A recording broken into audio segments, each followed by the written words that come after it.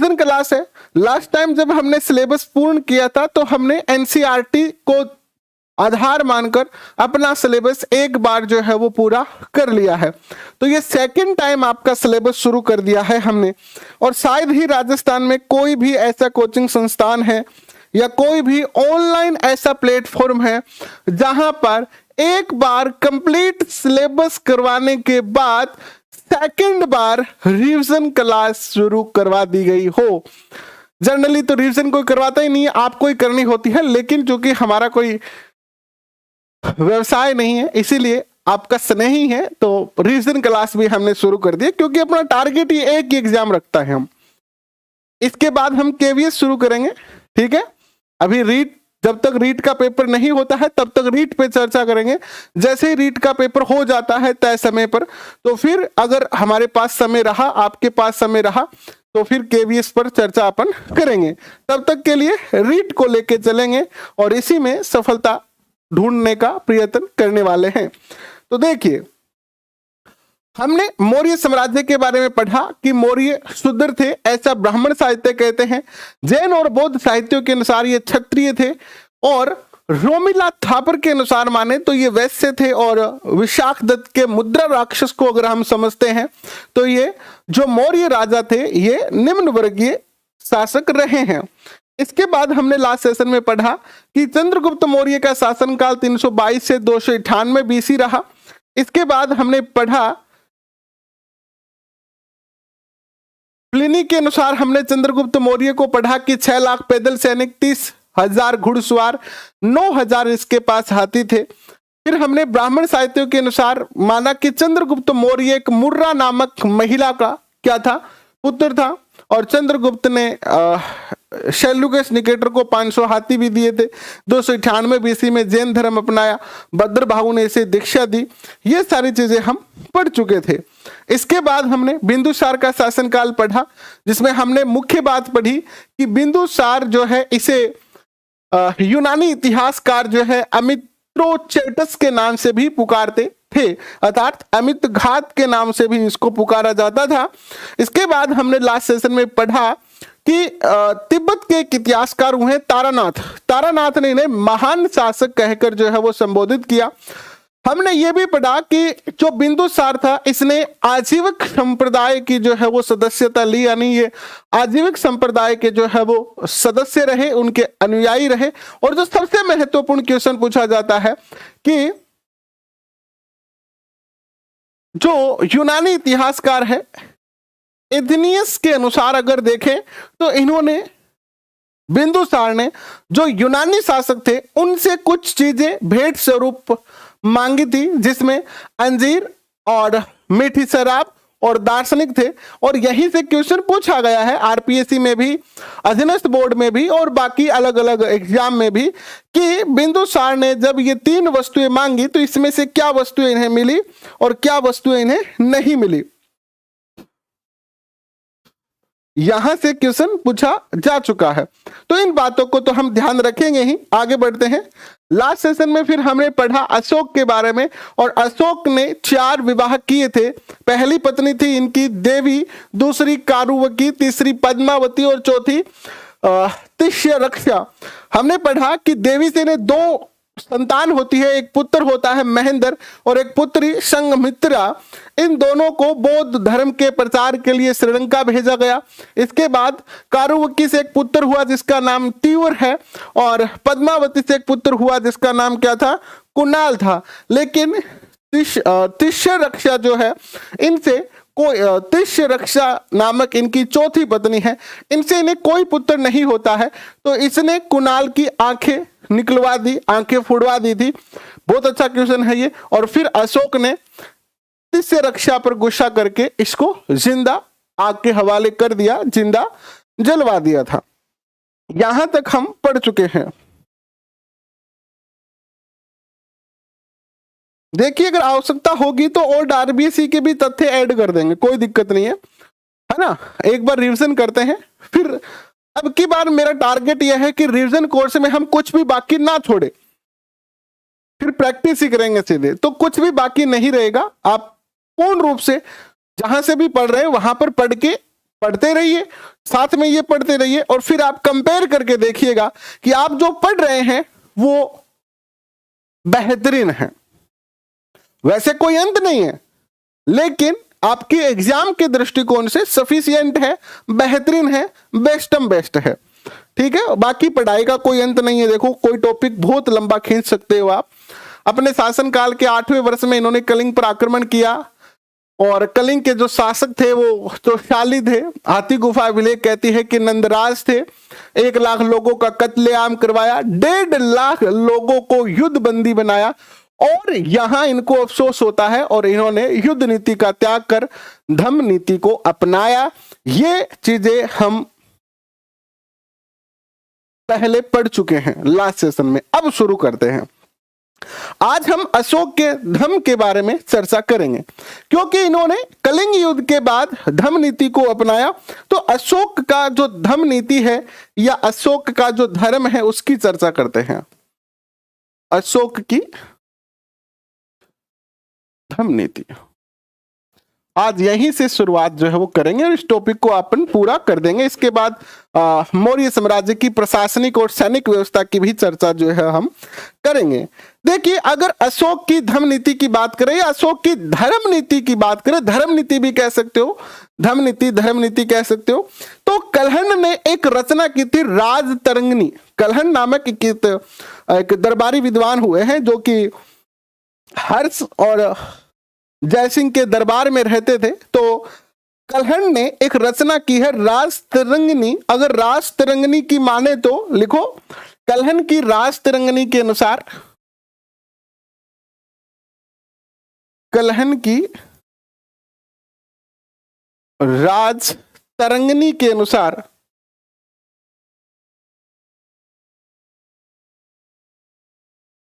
तरंगिणी के अनुसार अशोक जो थे वो प्रारंभ में भगवान शिव के भक्त थे। अशोक भगवान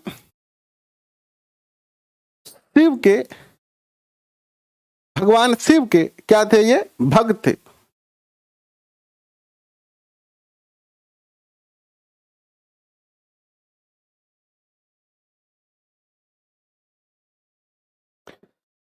बताना अगर आप कुछ अलग पढ़ रहे हो, जहां से भी आपने पढ़ा है उससे अगर कुछ एक्स्ट्रा डाटा आपको मिले तो कमेंट करके जरूर बताना आप।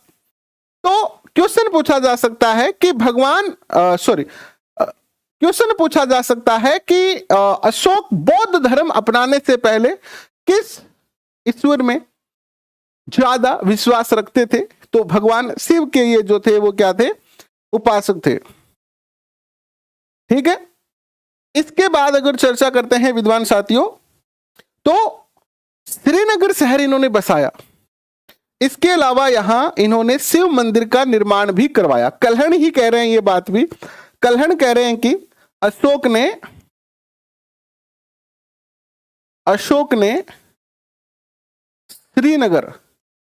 श्रीनगर तो जानते हो आप, जम्मू कश्मीर में श्रीनगर बसाया और शिव मंदिर बनाया। शिव मंदिर बना। ये बात भी कौन कह रहे हैं? कलहण ही कह रहे हैं, अकॉर्डिंग टू कलहण है।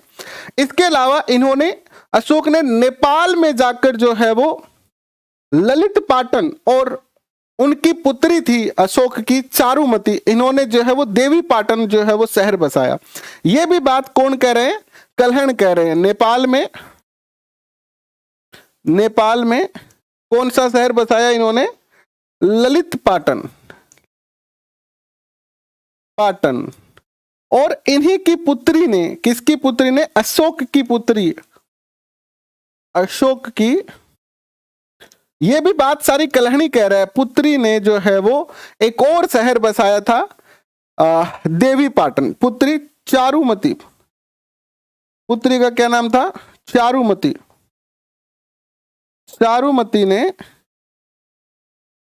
चारुमती ने जो है वो कौन सा शहर बसाया है? देवी पाटन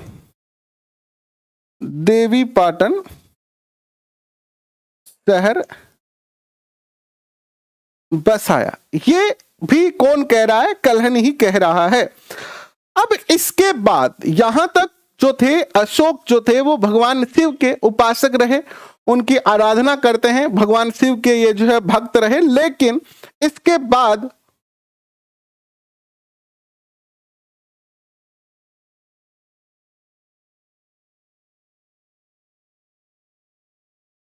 बाद अगर चर्चा करते हैं तो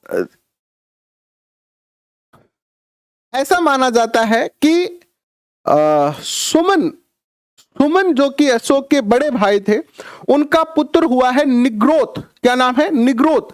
निग्रोथ जो इनका एक तरीके से भतीजा था, बड़े भाई का बेटा, भतीजा, काका भतीजा। तो निग्रोथ ने इन्हें बौद्ध धर्म की जो है वो क्या दी? दीक्षा दी। कौन कह रहा है ये बात? लिखना जरा। दीपवंश और महावंश से हमें जानकारी मिलती है। दीपवंश और महावंश के अनुसार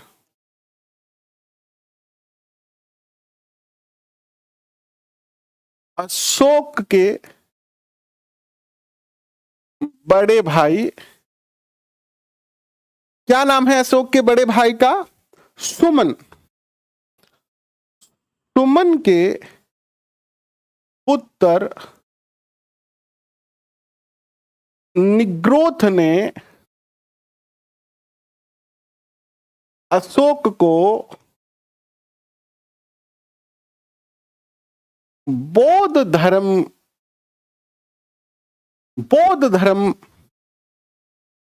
में दीक्षित किया।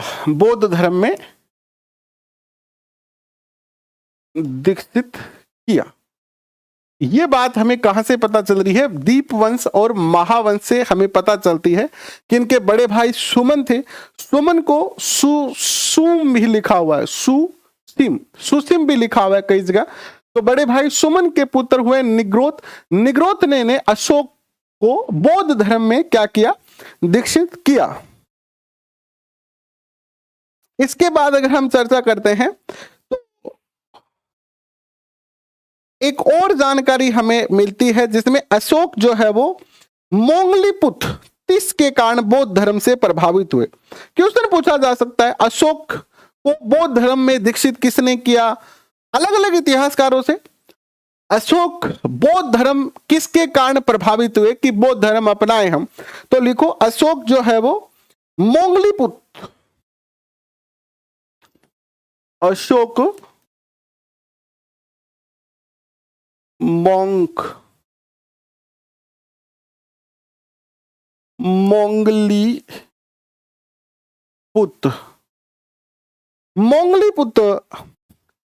मोंगलीपुत तिस के कारण, मोंगलीपुत तिस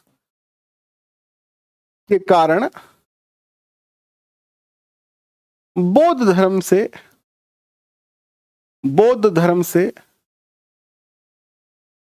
प्रभावित हुए, यानी इन्हें बौद्ध धर्म अपनाने की इच्छा हुई इनके कारण। जब इनसे ये बौद्ध धर्म के बारे में कुछ बातें सुनते हैं तो इनके मन में भी आया कि क्यों ना हम भी बौद्ध धर्म को जो है वो अपनाएं, और इन्होंने जो है वो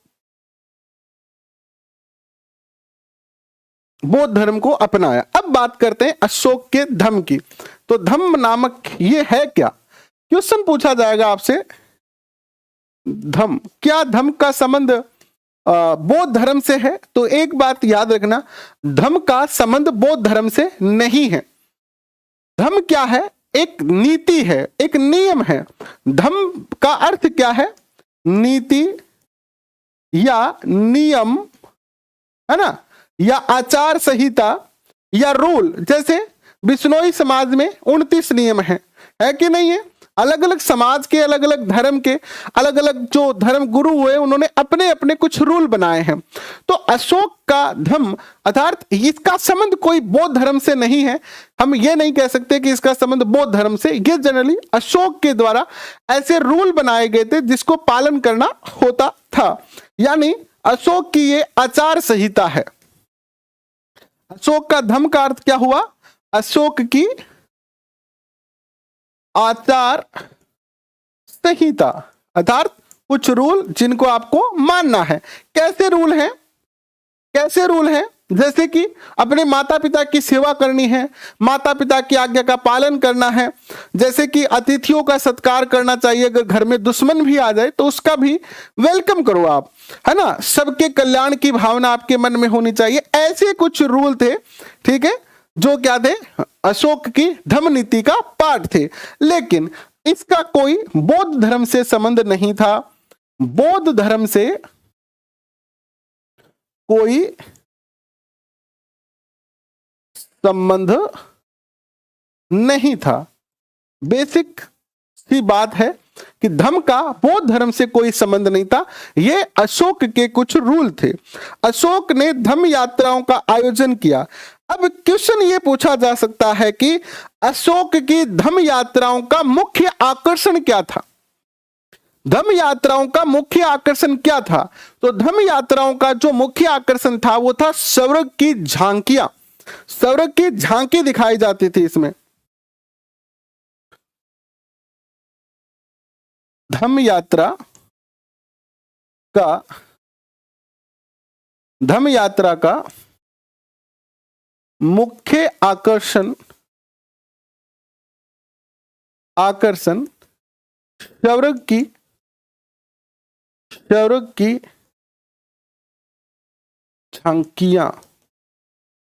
झांकियां थी।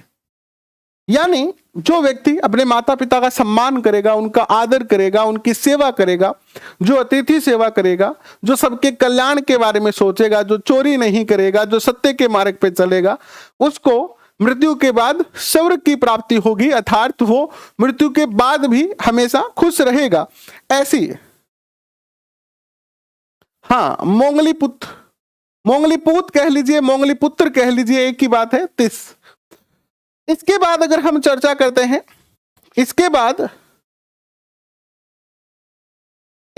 अगर हम चर्चा करते हैं तो अशोक ने धर्म प्रचार के लिए अनेक जो है वो शिलालेख और धम्म महामात्य की नियुक्ति भी की है। यानी अशोक ने बौद्ध धर्म के प्रचार के लिए कई सारे शिलालेख भी लिखाए, और यहां पर इन्होंने जो है वो एक धर्म के प्रचार के लिए एक पद सर्जित किया जिसे धम्म महामात्य कहा जाता था। ठीक है,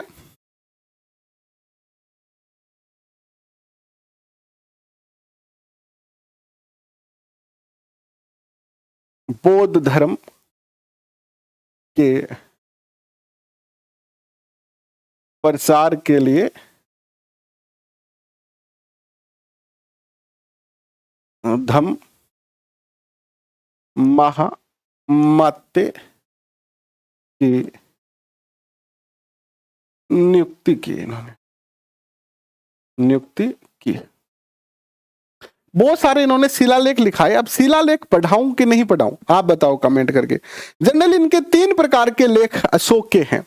अगर अशोक के लेखों की बात करोगे तो इन्होंने 3 प्रकार के जो लेख हैं वो लिखवाए हैं। अशोक के लेख,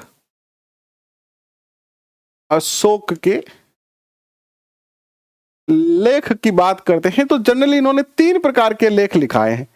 कौन कौन से हैं वो 3 प्रकार के लेख देखिएगा।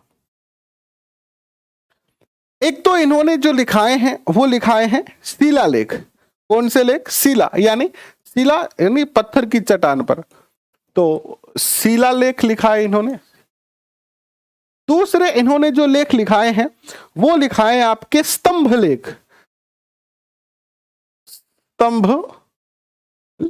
और तीसरा इन्होंने लिखाए हैं गुफा लेख। गुफा के अंदर दीवारों पर लेख लिखवाए गए हैं। तो 3 प्रकार के जनरली इनके जो है वो लेख हैं। ठीक है, मैं इनमें से मुख्य चीजें आपको लिखाता हूं।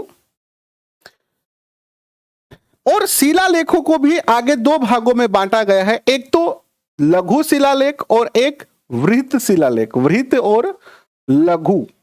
ठीक है, इसी प्रकार स्तंभ लेख को भी 2 भागों में बांटा गया है, वृहत एंड लघु शिलालेख। ठीक है, अब बात करोगे तो टोटल इनके जो वृत्त शिलालेख हैं वो 14 हैं। वृत्त शिलालेखों की कितनी संख्या है?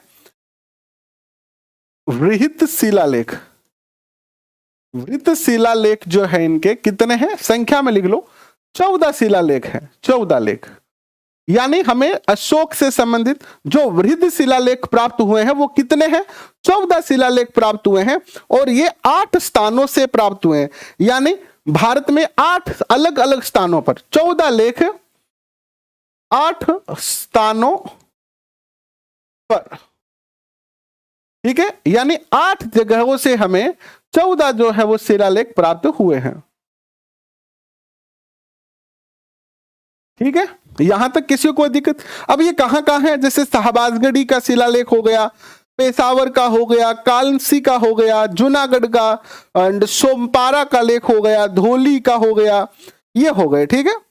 इनको मैं नहीं लिखा रहा हूं, जबकि हमें अशोक के 13 अभिलेख भी प्राप्त होते हैं। ये जो 14 अभिलेख है ना, इनमें से अब क्वेश्चन ये पूछा जाएगा कि इन 14 अभिलेखों में से 13वां जो अभिलेख है, कौन सा? 13वां, 13वें अभिलेख से कलिंग आक्रमण की जानकारी प्राप्त होती है। किसकी? 13वें अभिलेख से कलिंग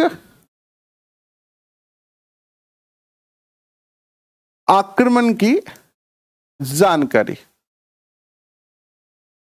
यह क्वेश्चन पूछा जाएगा आपसे कि अशोक के कौन से शिलालेख से हमें कलिंग आक्रमण की जानकारी मिलती है,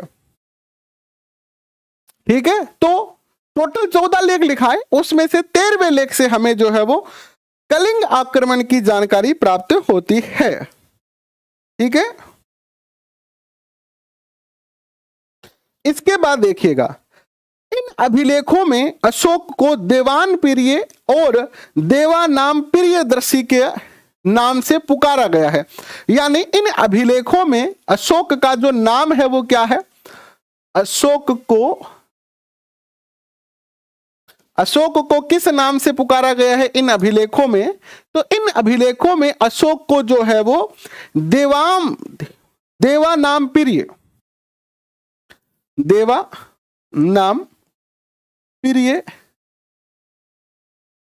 और दूसरा जो नाम यहां पर देखने को मिलता है वो है देवानाम प्रियदर्शी।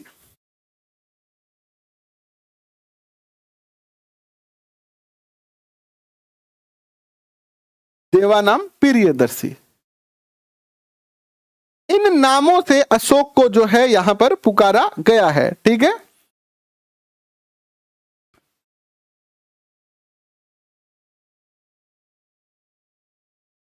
ठीक है, इन अभिलेखों से इन नामों की जानकारी हमें मिलती है।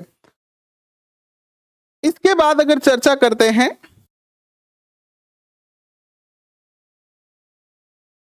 अगर वृत्त स्तंभ लेखों की बात करें, ये तो शिलालेख हो गए। अगर स्तंभ लेखों की बात करें तो वृत्त स्तंभ लेख कितने प्राप्त हुए हैं? वृत्त स्तंभ लेख, तो वृत्त स्तंभ लेख जो है वो टोटल 7 प्राप्त हुए हैं, 7 लेख प्राप्त हुए हैं, उस जो कि हमें 6 स्थानों से प्राप्त हुए हैं। यानी शिलालेख तो 14 8 स्थानों से और वृत्त लेख 7 6 स्थानों से हमें प्राप्त हुए हैं, जिसमें से एक आपका आता है प्रयाग प्रशस्ति। प्रयाग प्रशस्ति के बारे में बहुत ज्यादा क्वेश्चन पूछे जाते रहे, लेकिन थोड़ा सा डीप क्वेश्चन हो जाता है, ठीक है।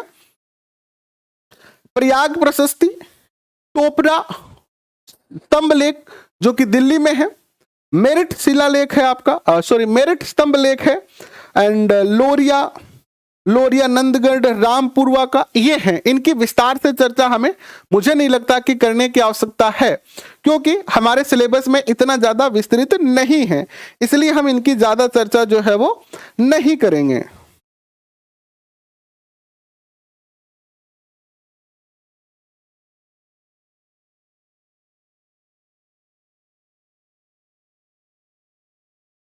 एक मोस्ट लिख लो इसमें से, रुम्मिंगई अभिलेख है। कौन सा अभिलेख है? रुम्मिनदेई अभिलेख। इससे हमें मौर्य काल की आर्थिक नीति की जानकारी प्राप्त होती है। लिखो नोट लगा के, कौन सा है? रुम्मिनदेई।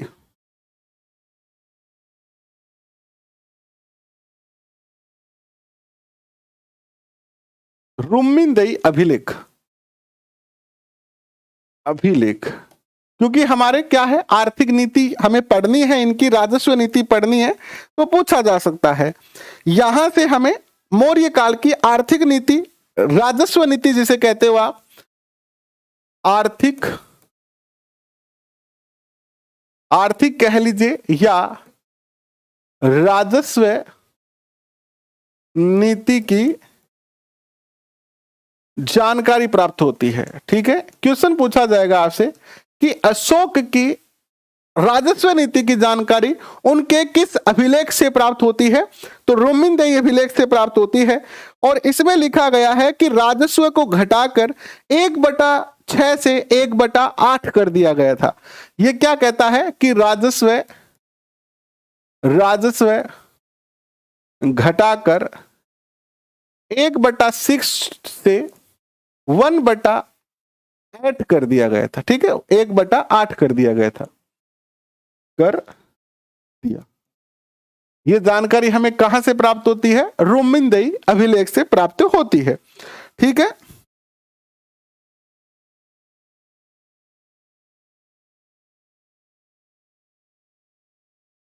इसके बाद देखिएगा,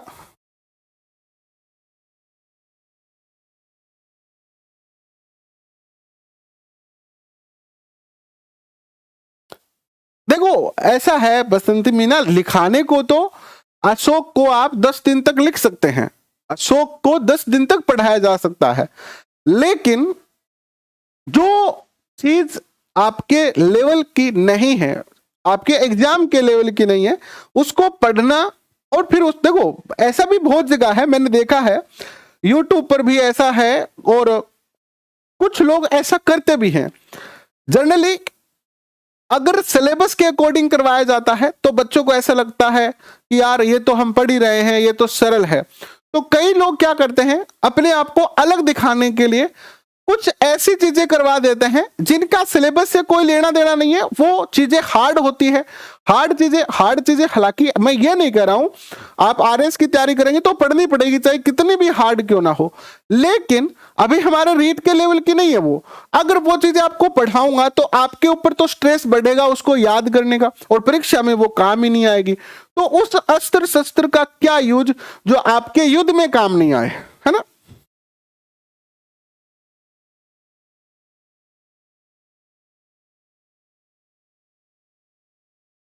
अब देखो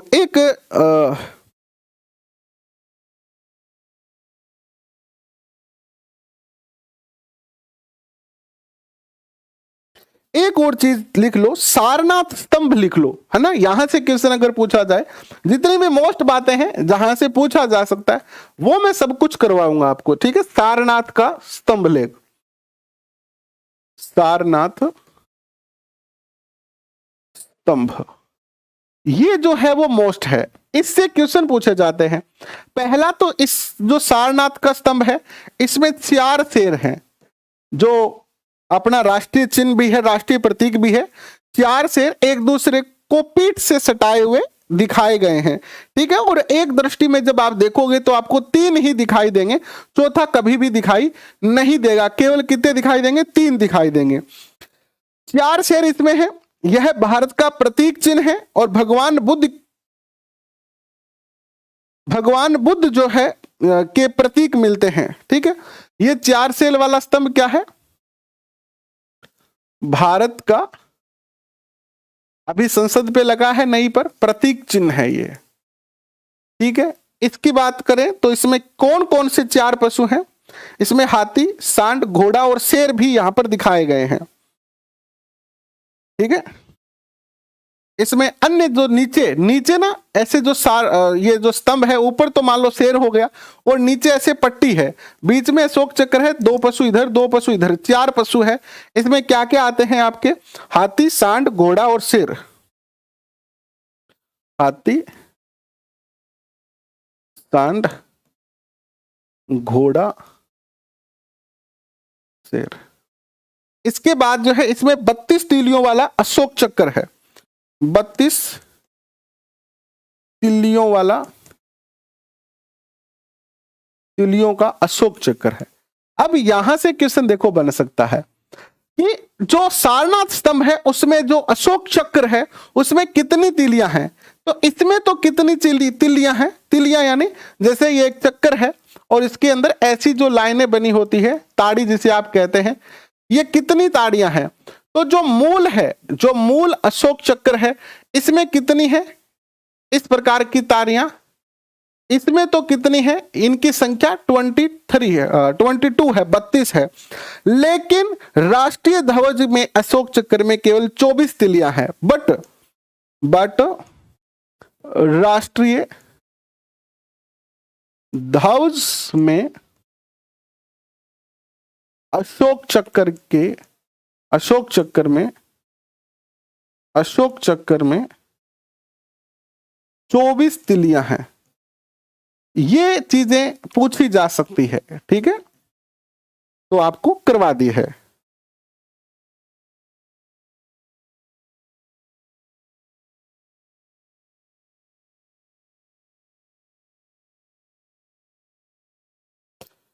ठीक है, और वर्तमान में ये जो अशोक स्तंभ है वो सारनाथ संग्रहालय में रखा हुआ है। कहां रखा हुआ है? सारनाथ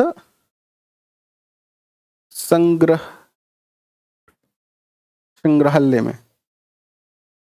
ये भी बात इसमें लिख दीजिए।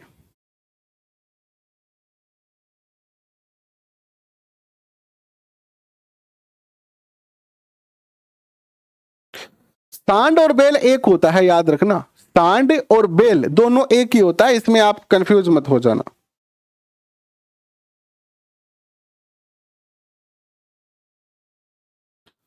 अब बात करते हैं इनकी प्रशासनिक चर्चा, ठीक है, प्रशासनिक चर्चा करते हैं, प्रशासनिक व्यवस्था करते हैं, इसके बाद इनकी सैन्य व्यवस्था करेंगे।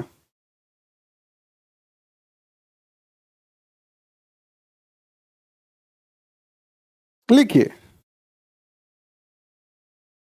नेक्स्ट लिखिए इनकी प्रशासनिक व्यवस्था, मौर्य अशोक की प्रशासनिक व्यवस्था, अशोक की प्रशासनिक व्यवस्था।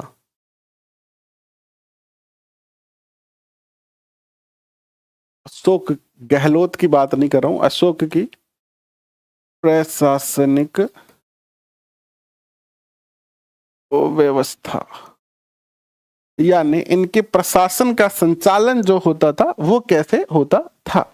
तो देखिए यहां क्या था, राजतंत्रात्मक शासन था जो वंशागत हो चुका था, ठीक है, यानी राजा फिर राजा का बेटा राजा, ठीक है, इसमें कोई दिक्कत नहीं है। इसके बाद चाणक्य का सप्तांग सिद्धांत यहां पर प्रसिद्ध था प्रशासन व्यवस्था में। किसका? चाणक्य का सप्तांग प्रशासन। देखो इसमें एक प्रशासनिक व्यवस्था में एक सम्राट होता है, क्या होता है? सम्राट। और ये कैसे बनता है? ये वंशानुगत होता है। कैसे होता है ये? वंशानुगत, यानी राजा का बेटा फिर राजा बनेगा। इसके अलावा जो चंद्रगुप्त है इन्होंने क्या दिया था, या चाणक्य जो है, सॉरी चाणक्य का सप्तांग, यानी सप्तांग का अर्थ है राज्य के 7 अंग, सप्तांग सिद्धांत प्रसिद्ध था। इसके बाद अगर हम चर्चा करते हैं तो राजा की सहायता के लिए, यानी इस सम्राट की सहायता के लिए, सम्राट या राजा की सहायता के लिए के 18 मंत्री क्या होते थे? 18 मंत्री होते थे। कितने? 18 मंत्री। 18 मंत्री जिन्हें क्या कहा जाता था? जिन्हें तीर्थ कहा जाता था, जिन्हें तीर्थ कहा गया। क्या कहा गया? इन 18 मंत्रियों को तीर्थ कहा गया। ठीक है, इसके बाद अगर चर्चा करते हैं तो इनमें से 3-4 मंत्री जो होते थे वो बहुत ज्यादा महत्वपूर्ण होते थे, इन्हें मंत्रीण कहा जाता था। इनमें से, इन 18 में से 3 से 4 मंत्री जो होते थे वो बहुत ज्यादा मोस्ट होते थे। ठीक है, 3-4 प्रमुख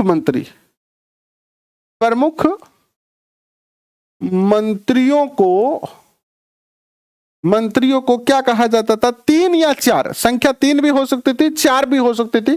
जैसे हमारे यहाँ कैबिनेट होते हैं, तो कैबिनेट के जो मंत्री होते हैं वो सबसे ज्यादा क्या होते हैं? नजदीक होते हैं, हमेशा साथ रहते हैं। तो इन 3-4 मंत्रियों को क्या कहा जाता था? मंत्रीण कहा जाता था, मंत्रीण कहा गया। टोटल तो ये क्या कहलाते थे? तीर्थ कहलाते थे, लेकिन ये 3-4 जो मोस्ट मंत्री होते थे इनको मंत्रीण कहा जाता था। आयुष वर्मा, अलका दोनों को ही ब्लॉक कर दिया जाएगा, क्योंकि आप सबसे ज्यादा बातें कर रहे हो, फिर कमेंट डिलीट भी कर रहे हो। इसका अर्थ आप ऐसी बात कर रहे हो जिसका पढ़ाई से संबंध नहीं है, तो आपसे निवेदन है कि आप ऐसा ना करें। इन 3-4 मंत्रियों में कौन होते थे? इन 3-4 मंत्रियों में कौन कौन हो सकते थे? तो इन 3-4 मंत्रियों में एक तो पुरोहित होता था, एक आपका जो होता था इसमें वो होता था सेनानी या सेनापति, एक इसमें जो युवराज होता था, राजा का बेटा, वो युवराज होता था। तो ये 3-4 मुख्य जो है वो क्या होते थे? मंत्री होते थे। ठीक है, अब देखो इनके जो 7 अंग है, यानी जो सप्तांग है, इसमें क्या क्या आता है? सप्तांग में क्या क्या आता है देखिएगा, सप्तांग की चर्चा करते हैं थोड़ी सी, यहां से पूछा जा सकता है कोई क्वेश्चन। सप्तांग यानी 7 अंग थे राज्य के, और इसमें जो सबसे पहला आता है वो क्या आता है? वो आता है आपका समाहर्ता। कौन होता था समाहर्ता? जो राजस्व अधिकारी होता था, राजस्व अधिकारी क्या कहलाता था? समाहर्ता। दूसरा जो आपका अधिकारी होता था वो होता था सन्निघात। इसका कार्य, यानी इसके पास कौन सा विभाग होता था? कोषाध्यक्ष होता था ये, कोषाध्यक्ष। नेक्स्ट जो आता है तीसरा, वो आता है आपका कर्मांतिक। कर्मांतिक का क्या कार्य होता था? कर्मांतिक जो होता था इसका या इसके पास जो विभाग था वो था कारखाना विभाग, कारखाना प्रमुख। यानी जितने भी उद्योग वगैरह चलते थे या जैसे व्यवसायिक जो कल कारखाने या उद्योग या फैक्ट्री जो होती थी उनके ऊपर इसका नियंत्रण होता था। इसके बाद जो आते थे वो आते थे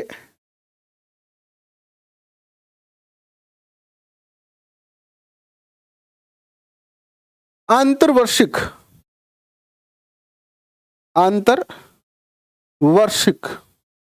आंतरवार्षिक जो था इसके पास जो विभाग होता था वो कौन सा होता था? इसके पास विभाग होता था अंगरक्षक सेना प्रमुख, यानी सिक्योरिटी गार्ड होता था एक तरीके से ये राजा का अंग रक्षक सेना प्रमुख। यानी जैसे प्रधानमंत्री जी या कोई जो बड़े नेता होते हैं उनका एक पर्सनल जो सिक्योरिटी का एक डिपार्टमेंट होता है, तो उसका ये प्रमुख होता था, अंग रक्षक सेना प्रमुख होता था ये। फिर आता था आठविक, पांचवा आठविक जो है इसके पास क्या होता था? ये वन विभाग का प्रमुख होता था, वन विभाग प्रमुख होता था ये। ठीक है, इसके बाद अगर चर्चा करते हैं हम तो छठा जो आता था, छठा जो सप्तांग में जो छठा भाग है वो किसका होता था? देवारिका। देवारिका के पास कौन सा डिपार्टमेंट होता था? तो देवारिका जो है वो राजमहल की आवश्यकताओं की पूर्ति करता था। राजमहल की आवश्यकता पूर्ति, यानी जो जो दुर्ग होता था, जो महल होता था जिसमें राजा रानियां और बाकी सब लोग रहते थे, उसमें क्या क्या चीजों की आवश्यकता है, ये सब चीजें यही देखता था। इसके बाद अगर चर्चा करते हैं तो अंतिम आता था प्रशास्ता।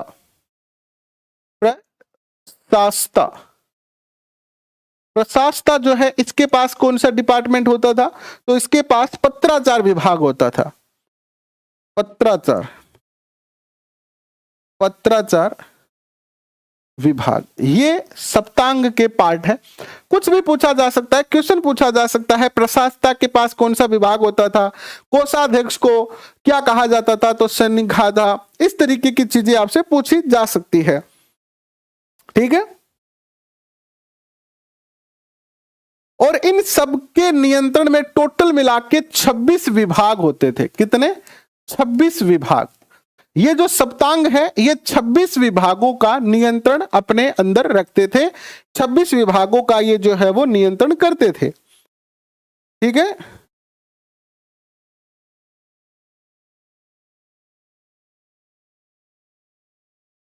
कहीं कोई गलती हो गई है बिन्नू जी मुझसे? हालांकि मैं प्रयत्न कर रहा हूं कि कुछ भी गलत ना लिखा जाए, लेकिन फिर भी अगर कोई लिखने में गलती हो गई है तो बिल्कुल आप मुझे बताएं, उसको ठीक कर देंगे। और फिर भी मैं और ज्यादा ध्यान रखने का प्रयत्न करने वाला हूं। ठीक है ना। इसके बाद कुछ और इसके विभाग हैं, जैसे कि मुद्राध्यक्ष हो गया आपका, लक्षणाध्यक्ष हो गया आपका, जैसे कि सुराध्यक्ष हो गया आपका। यहां से भी क्वेश्चन पूछा जा सकता है, तो थोड़ी सी बातें और लिखो। जैसे कि अन्य जो विभाग हैं इनके, वो देख लेते हैं। जैसे कि आपका एक विभाग है इनका, लिखो अन्य विभाग, मुद्राध्यक्ष। मुद्राध्यक्ष नाम से ही पता चल रहा है इसके पास क्या होगा, बताओ। इसके मुद्रा अध्यक्ष जो है, ऐसा लग रहा है कि इसके पास मुद्रा होगी, यानी पैसे का विभाग है, लेकिन ऐसा नहीं है। इसके पास पासपोर्ट विभाग है। पासपोर्ट, जैसे आज आप लंदन जाना चाहो, अमेरिका जाना चाहो, तो पासपोर्ट चाहिए ना, तो इसके पास भी पासपोर्ट विभाग होता था। और ऐसे ही चीजें आपसे पूछी जाएगी, क्वेश्चन पूछा जाएगा, मुद्रा अध्यक्ष के पास कौन सा विभाग होता था, कौन सा कार्य होता था। पहला मुद्रा से संबंधित, दूसरा ऑप्शन आ जाएगा मुद्रा, है ना, पैसे से संबंधित, इस तरीके के। और हम क्या सोचेंगे कि यार मुद्रा अध्यक्ष है तो इसके पास पैसे से संबंधित ही कोई विभाग होगा। लेकिन ये क्या करता था, अगर इनके राज्य से कोई व्यक्ति बाहर जाता या इनके राज्य में कोई व्यक्ति आता तो उसकी पूरी जानकारी ये रखते, आने और जाने की अनुमति देते थे। फिर आता है आपका लक्षणाध्यक्ष। लक्षणाध्यक्ष ये जो होता था, इसके पास मुद्रा विभाग होता था, करेंसी विभाग, मुद्रा विभाग इसके पास होता था। किसके पास? लक्षणाध्यक्ष के पास। इसके बाद जो आता है आपका, वो आता है आपका सुराध्यक्ष, आबकारी विभाग, जिसमें अभी बहुत ज्यादा घपला दिल्ली में चल रहा है कि भैया आबकारी विभाग में घपला हो गया। सुरा अध्यक्ष, पूरा जो राजनीतिक तंत्र है वो इसी पे डिपेंड होता है। आबकारी विभाग, आबकारी विभाग। देखो मजे की बात, देखो प्रैक्टिकली और थ्योरेटिकली समझने का प्रयत्न करना। सरकार एक तरफ तो नशा मुक्ति अभियान चलाती है, ठीक है, कि नशा नहीं करना है, नशा से दूर रहना है, नशा मुक्ति अभियान चलाती है कि युवाओं को हम नशे से दूर करेंगे। देखो कथनी करनी में अंतर की बात कह रहा हूं, कोई पर्टिकुलर सरकार की बात नहीं कर रहा हूं, चाहे कोई भी सरकार हो, किसी भी पार्टी की सरकार हो, इससे कोई फर्क नहीं पड़ता। लेकिन आप एक बात समझने का प्रयत्न करो कि एक तरफ तो सरकार कहती है कि नशे से युवाओं को दूर करना है, दूसरी तरफ पर सरकार में जो सबसे ज्यादा राजस्व आता है वो भी आबकारी विभाग से आता है, और सरकार खुद जो है वो ठेके का लाइसेंस जारी करती है कि भैया शराब बेचो। जितनी ज्यादा, कोरोना में देखा होगा आपने, स्कूलें बंद थी, कॉलेज बंद थी, यूनिवर्सिटीज बंद थी, सब कुछ बंद था, लोग भी अपने एक शहर से दूसरे शहर नहीं जा सकते थे, लेकिन शराब की दुकानें सबसे पहले खुलवाई गई। जनरली आपने देखा होगा कि पैसों के लिए लाइन में लगे हैं, राशन के लिए लाइन में लगे हैं, गैस का सिलेंडर लेने के लिए लाइन में लगे हैं, लेकिन शराब के लिए भी कई किलोमीटर की लाइन लगी थी। और आप कुछ भी चीज खरीदते हो, 1 किलो चीनी खरीदो, चाहे 1 किलो प्याज खरीदो, चाहे आप आटा खरीदो, उसमें कहते हो अरे भाई जी 2 रुपया कम कर दो। यानी हम डिस्काउंट लेना चाहते हैं। 100 रुपए की चीज खरीदते हैं तो सोचते हैं 90 रुपए देंगे, लेकिन शराब की दुकान पर अगर अगला 999 रुपए मांग रहा है तो आप 1000 रुपए दोगे उसको, कोई डिस्काउंट नहीं। गरीब हो या अमीर हो सब खरीदते हैं। और लाइनों में आपने देखा होगा कि लोग कैसे खरीद रहे थे शराब। तो ये कथनी और करनी में अंतर है। सरकार कतई नहीं चाहती है कि देश का युवा या देश के लोग शराब ना पिए, नशा मुक्त रहे, क्योंकि अगर सभी लोग नशे को त्याग देंगे तो इकोनॉमिक्स जो सरकार की अर्थव्यवस्था है वो तहस नहस हो जाएगी। अगर मान लो कि 10 दिन के लिए जितने भी शराब पीने वाले लोग हैं वो ये तय कर ले कि हम 10 दिन तक शराब नहीं पिएंगे, तो 10 दिन में ऐसी हालत हो जाएगी कि असहयोग आंदोलन में अंग्रेजों की हो गई थी वैसी। अरबों रुपए की डेली शराब बिकती है ना। अब आगे बढ़ते हैं।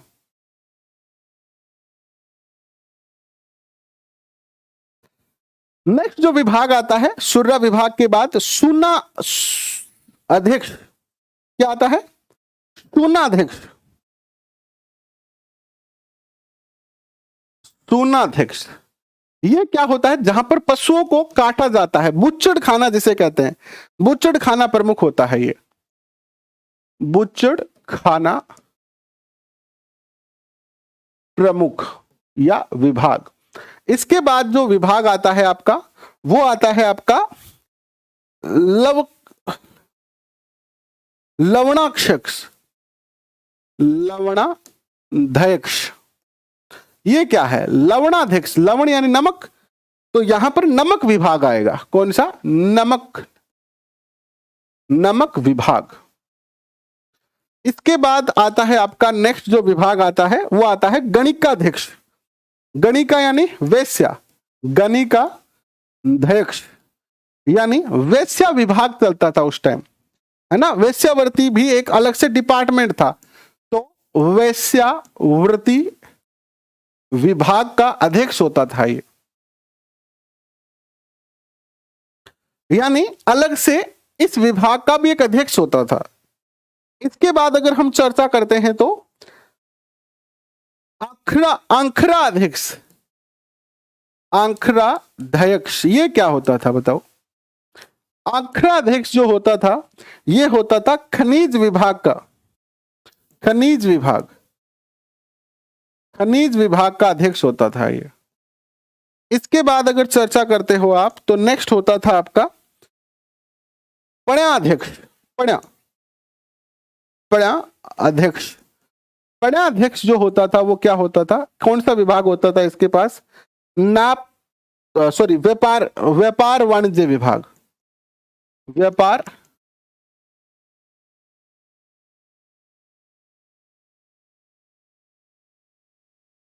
वाणिज्य विभाग। इसके बाद एक विभाग होता था आपका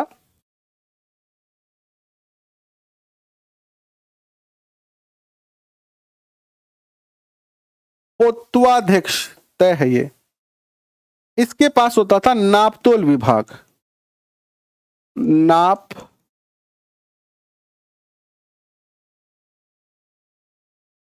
नापतोल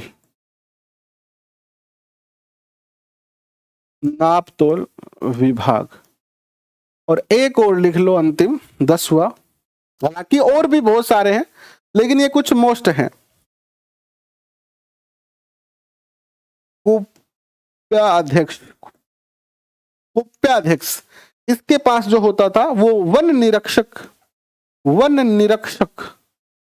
यानी वन निरीक्षक होता था ये।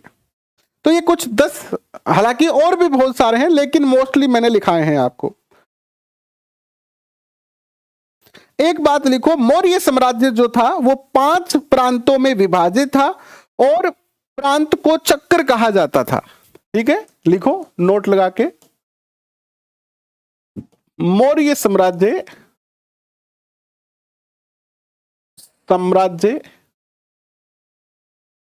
5 प्रांतों में विभाजित था जिन्हें चक्र कहा जाता था। क्या कहा जाता था इनको? चक्र कहा जाता था।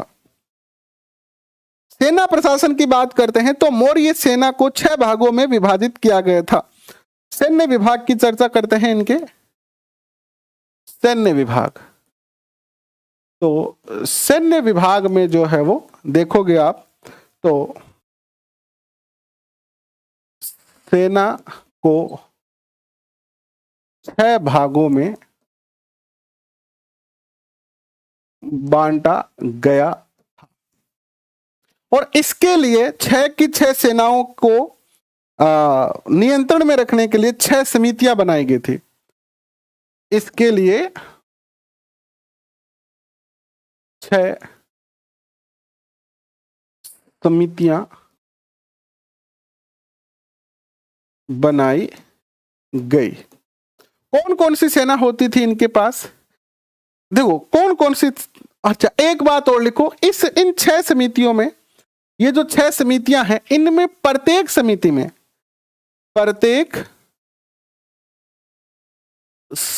में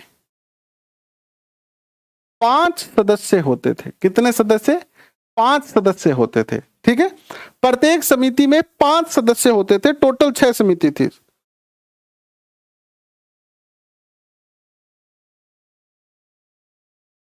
इसके बाद अगर चर्चा करें तो सेना किस प्रकार की थी? एक तो इनकी जल सेना थी, जल सेना। दूसरी इनकी थी घुड़सवार सेना, जो घोड़े पर सवार रहती थी। पैदल सेना थी इनके पास, पैदल सेना, घुड़सवार सेना। फिर एक सेना थी इनकी जो थी हाथी सवार सेना, हाथी सवार सेना। एक सेना थी इनकी रथ सवार सेना और एक इनकी जो सेना का भाग था वो था रसद आपूर्ति। इस भाग का काम था बाकी सैनिकों के लिए रसद की आपूर्ति करना, यानी जहां पर भी सेना जाएगी ये उनके लिए खाना बनाना, खाने का सामान लेके जाना, ये सारा कार्य जो है वो करते थे। ठीक है,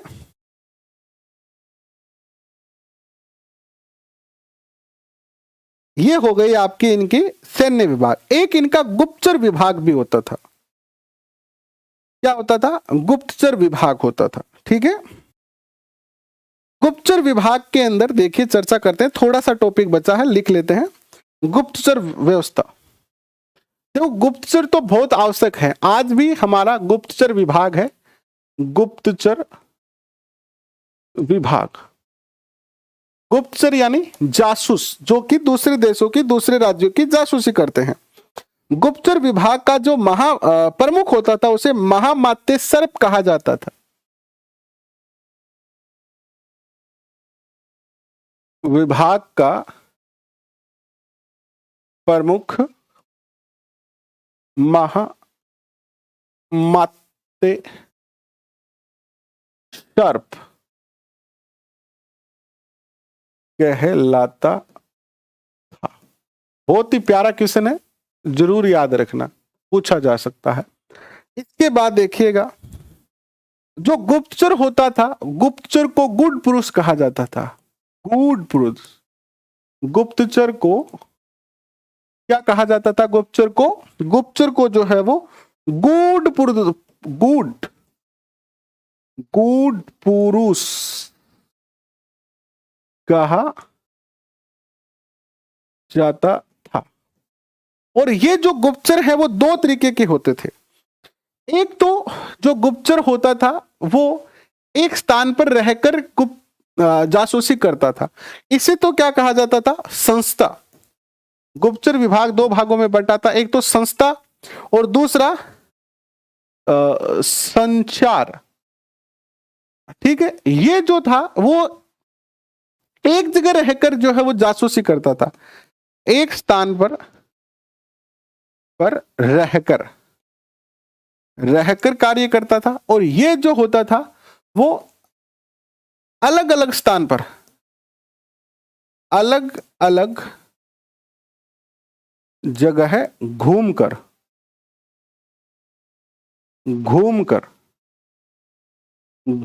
जो है वो गुप्तचर का कार्य करता था। ठीक है, रिपोर्ट भेजता था। एक इनका न्यायिक प्रशासन था जिसमें दीवानी और फौजदारी दो प्रकार की न्याय व्यवस्था इनकी जो थी वो थी। बातें करने में बहुत ज्यादा आप व्यस्त हो, कोई दिक्कत नहीं है, बातें कर लो, बातें ही करनी है तो हाँ कर लो बातें, लेकिन पेपर के बाद बातें क्या करोगे ये भी सोच लेना। पेपर से जो पहले बात करते हैं फिर पेपर के बाद मुद्दा पड़ गए रोनो पड़े, अब देख लो थारी मर्जी है भैया, मुद्दा पड़ गए रोनो है कि पेपर के बाद बात कर सको, एंगी भी व्यवस्था राखियो। न्यायिक प्रशासन अब तो रहा नहीं जा रहा है बात करने से, और बाद में बात करने के लिए कुछ रहेगा नहीं। अब तो बात किए बगैर नहीं रहा जा रहा है, लेकिन पेपर के बाद बात करने के लिए कुछ रहेगा ही नहीं, है ना, कुछ रहेगा ही नहीं। तो कोई दिक्कत नहीं, आपकी मर्जी है। यहां के न्यायालयों की बात करते हैं तो दो प्रकार के न्यायालय हैं। ठीक है, एक है आपका फौजदारी न्यायालय और एक है आपका दीवानी न्यायालय, दीवानी मस्तानी वाला, और एक हो गया फौजदारी।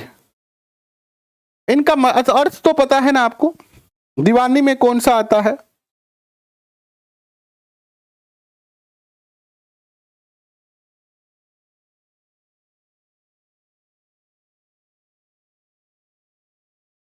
इसका जो न्यायाधीश होता था वो व्यवहारिक कहलाता था,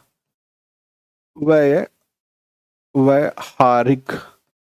और इसका जो न्यायाधीश होता था वो क्या कहलाता था, प्रदेष्टा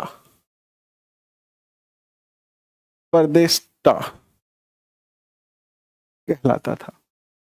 अच्छा ठीक है, राजुका, क्षेत्रीय जो न्यायाधीश होते थे वो राजुक कहलाते थे, राजुक क्षेत्रीय न्यायाधीश, जो क्षेत्रीय न्यायालय होते थे उसके क्षेत्रीय न्यायाधीश क्या कहलाते थे, राजुक कहलाते थे।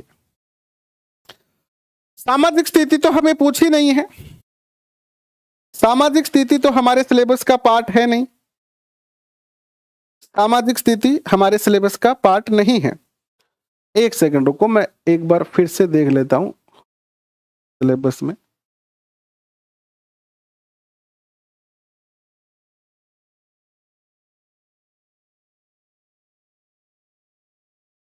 मौर्य साम्राज्य के अंदर हमें सम्राट देखो राजनीतिक और प्रशासनिक व्यवस्था पढ़नी है बस। तो राजनीतिक पढ़ ली हमने, प्रशासनिक पढ़ ली हमने, इसके अलावा हमारे पास जो है वो ये नहीं है, सामाजिक स्थिति नहीं पढ़नी है। वैसे ये चार जो है वो धर्मों में बटा था, दास प्रथा इसमें थी नहीं, 9 प्रकार के दास होते थे, और विधवा विवाह का प्रचलन कम था इसमें, वेश्यावृत्ति होती थी लेकिन वो नियंत्रण में होती थी, नियंत्रण यानी वेश्यावृत्ति पर शासक का नियंत्रण, इसके लिए अलग से विभाग था। तो ये मौर्य साम्राज्य जो है वो पूरा हो चुका है आपका। कल हम चर्चा करेंगे मौर्य साम्राज्य के बाद सम्राट अशोक, ये धम्म एवं अभिलेख। कल हम चर्चा करेंगे दिल्ली सल्तनत, मुगल साम्राज्य। मुगल साम्राज्य इससे पहले जब हम पढ़े थे तो हमने एनसीईआरटी से पढ़ा था, उसमें हमने बहुत सारी चीजें पढ़ी, लेकिन फिर भी बहुत सारी चीजें हमने छोड़ी भी। लेकिन चूंकि अब दोबारा पढ़ रहे हैं, रिवीजन क्लास है, तो पूरा दिल्ली सल्तनत काल पढ़ेंगे, मौर्य साम्राज्य पढ़ेंगे, दिल्ली सल्तनत का विस्तार कैसे हुआ वो पढ़ेंगे, मुगल साम्राज्य और राजपूत राज्यों के साथ संबंध पढ़ेंगे, और मुगल कालीन जो है प्रशासनिक व्यवस्था भी देखेंगे, पृथ्वीराज चौहान देखेंगे। ये सबसे बड़ी यूनिट है। इसके बाद फिर छोटी छोटी यूनिट है, उनमें ज्यादा जोर नहीं आएगा। तो अंतिम जो सबसे बड़ी यूनिट है वो है आपकी कौन सी? दिल्ली सल्तनत, और इसके बाद भारतीय राष्ट्रीय आंदोलन। तो इनकी हम काफी चर्चा करेंगे कल, लेकिन प्रयत्न ये करेंगे कि बहुत ज्यादा नहीं जाएंगे, हम क्वेश्चन बेस्ड पढ़ेंगे कि क्वेश्चन कहां से पूछे जा सकते हैं, पहले कहां से पूछे गए हैं, उसके आधार पर ही हम इस टॉपिक को आगे लेके चलेंगे। इसकी पीडीएफ मौर्य साम्राज्य की आपको डिस्क्रिप्शन टेलीग्राम पे मिल जाएगी। अभी के लिए बहुत बहुत धन्यवाद, फिर मिलते हैं एक और नए सेशन में। तब तक के लिए पढ़ते रहें, हंसते रहें, बातें करें, प्यार करें, मोहब्बत करें, सब कुछ करें, लेकिन समय के अनुसार करें। यह समय है अपने प्यार को अपने प्यार के लिए कुर्बान करने का। यह समय क्या है? अपने प्रेम को अपने प्रेम के लिए ही कुर्बान करना। अगर आज आप सफल होते हो तो बाकी चीजें आपके लिए सफल हो जाएगी। आज आप असफल होते हो तो बाकी चीजों में भी आपको असफलता मिलेगी। ताकि इसलिए यह समय आप बातों में ना गवाए। जैसे कि मैंने कहा था कि त्याग ही प्रेम है, तो इस समय आप अपने आप से यह वादा करें, आप जिससे प्रेम करते हैं उससे यह वादा करें कि हम कुछ बेहतर करेंगे और सफल होंगे। और हमारा प्रेम अगर सच्चा है तो तुम मुझे, जैसे जनरली आप अपने प्रेमी से मिलते हो तो कहते हो ना कि मैं तुम्हारे लिए क्या कर सकता हूं, तो आज फोन करके कह दो कि देखो सियाणो, या फिर देख सियाणी बात आए, तू मेरे से कितो प्यार करे, आज ए बात की तने परीक्षा देनी पड़ेगी। बाबा बोले ठीक है दे दीशु। तो परीक्षा आए कद रीट में पास होना ही परीक्षा है। अगर रीट में देखो पास होना नहीं होना एक अलग मैटर, लेकिन फिर भी अपनी तरफ से तो 200% करो आप। यही परीक्षा है कि हम एक दूसरे के भावनाओं पे नियंत्रण रखेंगे और टारगेट है रीट की सफलता। ठीक है, ऐसे बढ़ोगे तो बहुत कुछ प्राप्त करोगे। अभी के लिए बहुत बहुत धन्यवाद, थैंक यू। फिर मिलते हैं, तब तक के लिए हंसते रहें, मुस्कुराते रहें और आगे बढ़ते रहें।